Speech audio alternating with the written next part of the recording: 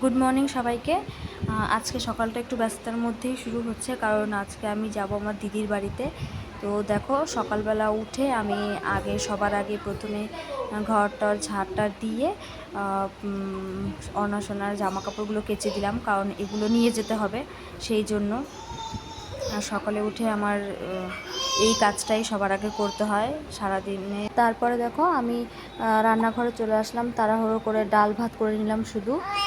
আর তারপর আমরা মা মেয়ে দুজনে খাওয়া দাওয়া করে ফটাফট রেডি হয়ে নি, কারণ টোটো চলে এসেছিলো, এসে দাঁড়িয়েছিল বাড়ির সামনে।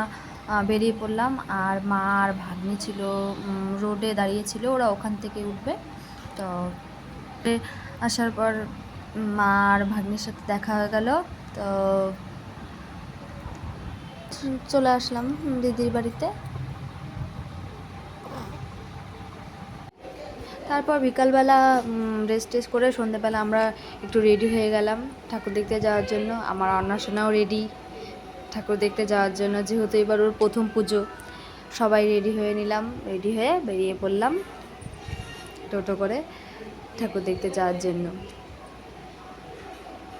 আমি, মা, অন্নসোনা, বড়দি আর আমার ভাগ্নি সবাই মিলে।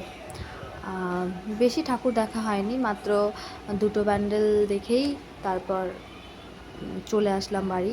যেহেতু ছোট বাচ্চা নিয়ে ভিড়ের মধ্যে যাওয়া সম্ভব না, কিন্তু যেহেতু ওর প্রথম পুজো, তাই ভাবলাম যে একটু ঘুরিয়ে আনি।